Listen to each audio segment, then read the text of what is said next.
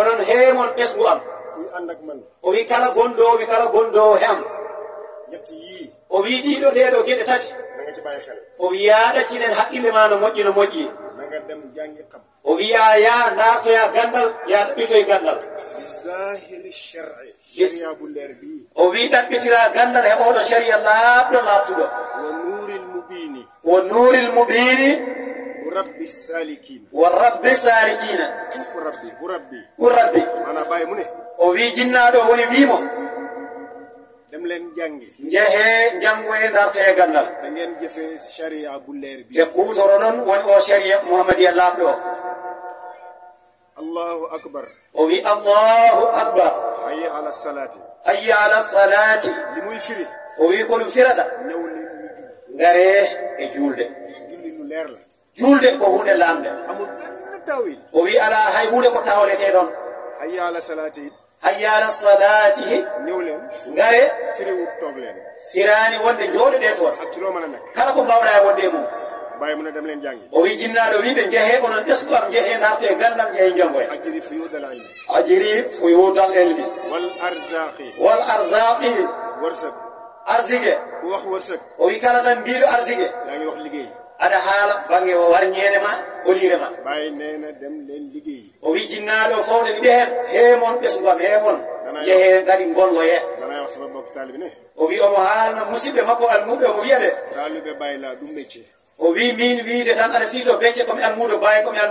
wona métier am bayi dafa amoon tool kër ayre o wi bayi omo jogino ngesa makko ker ayre to amoon na kër Mama Sarr omo jogino ngesa makko to ker Mama Sarr kër Abibou omo jogino ngesa makko to ker Abibou bayi bu ne wut leen wërsëg mooy dem leen liggéey o wi sa yi bayi ina wiya ɗaɓɓite arsigaji moɗon ɗum woni jeehem mbaɗo e warñede moɗon mbaɗon doole mon dañon ko keɓɗon ko juuron ɗon xew yu bëri yu ñuy askane bayi du bayi o wi ko heewi hande ko joli ko askintidde e bayi ɗum heɓaki bayi mu teg ci leneen o wi kono fawti hen goɗɗum ne wa hadriban li zumrati wa hadriban akhlaqi su na ngeen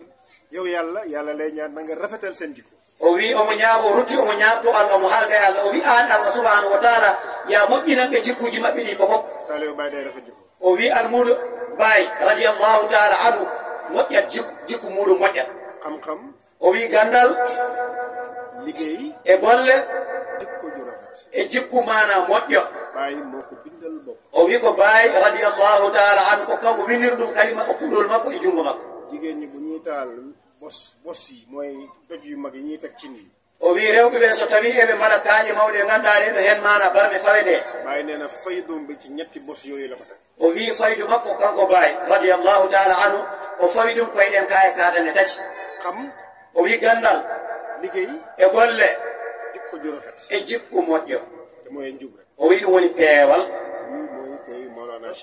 o wi ko ɗum woni ko ganduɗa alaji Ibrahima Niass omo jangguina ɗum ɓesgu makko omo nodda ɗumen e dendagal almuɓe makko talibaɓe makko leneen loo dégg nag walla nga gis o wi kala noon ko nanɗa toon goɗɗum walla ko jiiɗa imma fadlun aw fudulun o wi imma fadlun aw fudulun benn muy ngëneel o wi yaama ɗum wona ɓural loo yeggut yow o wi ko ganduɗa yaɗɗo loo aggut yow o ɗo ganduɗa ɗon a yettaki ɗon e maɗɗama martaba ma waaye loolu ak néew tey o wi ko hande noon ko ɓuuri famɗude aw fudulun mbeb rek aw fudulun mbeb woni haalde tan neɗɗo mo ganduɗa ina heewa haala tan ina haala sonnal nit ñi rek omo heewa haala yimɓe tan omo tampina yimɓe haala tan ko ala yaqin oustaz borom jogo ko daan wax o wi oustaz goto haalanno ɗum yàlla dafa jàmm o wi yo Allah waɗane jaam lii sax mooy sama kàddu pare naa ci jotaay bi ey alhamdulillah rabbil alamin ñu ngi jéggal nag xam naa man gisaan maa ngi ndokkeel xale yi bu baax e o yomo salmina ceerno Boubacar en ceerno Yaya en omo jokkilaɓe no feewi e jonde nde di ñaanal mag ñi o wi omo duwano kadi mawɓe men ɓe halifaɓe ɓeeɗo jooɗiɓe yeeso makko sakku ci ñoom ñaar omo kadi omo ñaago on ɗum on duwana mo onon ɓeeɗo mawɓe ɗeɗo jeese ɗuɗɗuɗe sant naa yàlla lool ñëw moo fi ñëw tey o wi o yetti Allah subhanahu wa taala nde Allah addi mo hande e nder ngoɗo wuuro en o tawtata ndeɗo jonde yàlla na yàlla defal ñu jàmm o wi yo Allah waɗanen jaam yàlla def jàmm ci dëkk o wi yo Allah waɗ jaam e wuuro he amin yàlla doon fi teraanga yo Allah ɓeydu teddungal e wuuro he amin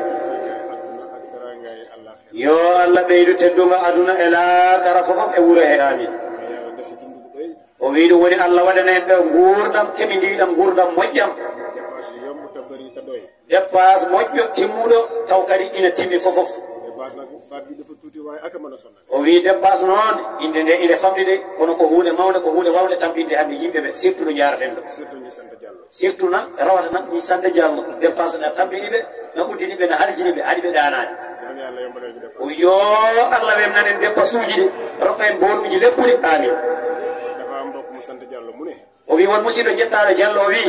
mu ne moom nangu na ne lépp yàlla moo ko gàddul. o wi kanko de o gomɗini wonde fofof makko ko Allah jogitanimo Diallo la sant. o Diallo noon o yetta mu ne ba mu des benn affaire. o wiya heddi mana hunde wotere tan nden kam o jaɓani mu ne boobu moom yàlla daf ko bàyyee. o wi ɗum kam mataw o wi tan Allah koko daldimo hen Allah kam yiyani ko waɗata mu ne moom moo koy lijjanti. o wi ɗum ko kanko lijjitanta ɗum hoore makko mu ne ko lan la. ɓe mbimo holɗum mu ne saako ceeb bu ci sama kër. o wi saako maaro no weeɓa gasirde ni kam ɗum kam Allah mataw koko daldimo hen Allah koko yijjitanimo hen mu ne boobu li ma ciy daj. o wi ɗum ko hawrata e oɗo saako maaro e caɗele tampere léegi ma xëy téye kurus gi rek. o wi saako finata ɗo jaggo kurus makko soxna si ñëw na ma nijaay saako ceeb. o wi joom suudu ara wi kaw saako maaro o de gasi walla woɗɗi mu ne man may jóg dox bu bëgg a dee. o wi kanko ummoto o yaha hawde ba mayde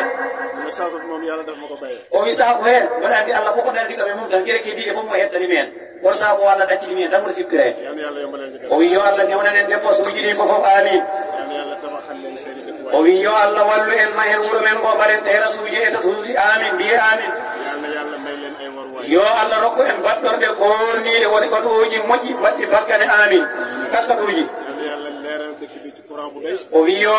Allah leerno wuuro ngo waɗa ɗum annora woni courant Allah addanan ɓe wuuro ngo amin musal ñu ci xayu courant. o wi kadi yo Allah dambe e bone courant woni caɗele muɗum musiba mum te may ñu lu ñuy fayee courant. te Allah kadi newnana en dépense uji courant woni facture aji joɓirteɗi facture courant amin yàlla indi fi ndox mu doy. o wi yo Allah addanen ndiyam belɗam barkinɗam e wuuro he amin cewɗam yàlla may leen ay fajukaay. o wi yo Allah rokku en ɗo eɗen cafro wona huɓere safar huɓere hôpital hôpital ɗo ina safrore walla may waaye mu may ñu wér nag. o wi noon ko adi fof yo Allah ardin cellal ngal yo Allah waɗanen cellal ɓe cellaɓene kadi yo Allah addu cellal amin yal na yàlla maye yoon yi jëm ci dëkk bi yëpp. yo Allah addu en laabi moƴƴi ummiɗi to tari ɗo ha yettiɗo dennagal bangeji ɗi fof tali yi ñuul kukk nag. taw noon ko laabi ɓaleji ɓawlinaɗi godoron ɓaleji kisim amin li may tëjee mooy. o wi holto uddirta haala makko man samay ñaan. o wi kanko so omo du'o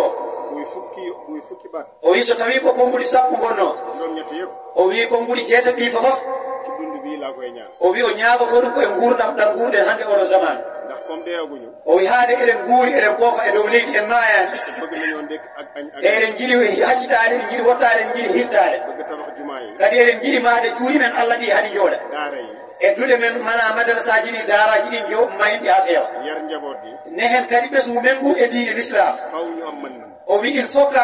mana jogoɗen jogogal moƴƴal dañen yaajede nde Allah yaññete te fii sax bu rafetee. o wi te to en noon so tawi ɗo e aduna e Allah moƴƴinani en yonnani en aduna o fële mën naa rafet. o wi kadi toone ina wawi moƴƴude daña ɗiɗi ɗi fof aduna moƴƴo e laakara moƴƴo mbéb ji tey li ci ëpp li ko waral. o wi hande noon gulaari kewɗi ɗi haala hewka ka ala ko warlini ɗum ñu jox la rek nga dugal sa poos. o wi ko a tottete tan ɓiya e jeyba ma ndeeƴa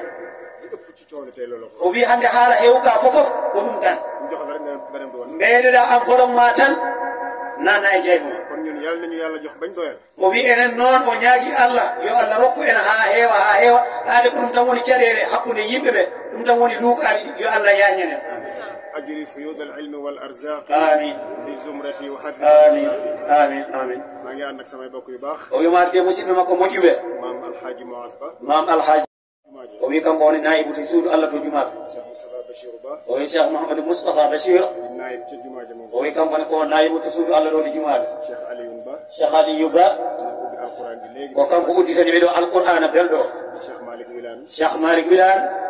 jiite coordination daayira yi o wi kanko ardi coordination daayira o Cheikh Ahmad Ba sama rakk Cheikh Ahmad Ba miñi ko kanko jogiti ɗuɗal ngal Cheikh Saloum Ba moom jore daara ji fii ci tay bi Cheikh Saloum Ba kanko jogiɗi kadi hadara goɗɗo ɗo dayba ɗo daaro suñu jarbaat alhaji Malick Wilane alhaji Malick Wilane woni musidɗo maɓɓe baɗirawo maɓɓe ak ñu ci fekk ñëpp e dendagal ɓeɓe tawi ɗo ɓe fofof allahumma salli ala sayyidina Muhammad اللهم صل على سيدنا محمد وسلم سبقنا سلاح بالأقوال صراطك المستقيم وعلى بالحق الدار العظيم. اللهم صل على سيدنا محمد الفاتح أغلق والخاتم لما سبق الناصر الحق بالحق والهادي إلى صراطك المستقيم وعلى آله قدر الدار العظيم. اللهم صل على سيدنا محمد الفاتح أغلق والخاتم لما سبق الناصر الحق بالحق والهادي إلى صراطك المستقيم وعلى آله قدر الدار العظيم. سبحان ربك رب العزة عما يصفون والسلام على المرسلين والحمد لله رب العالمين.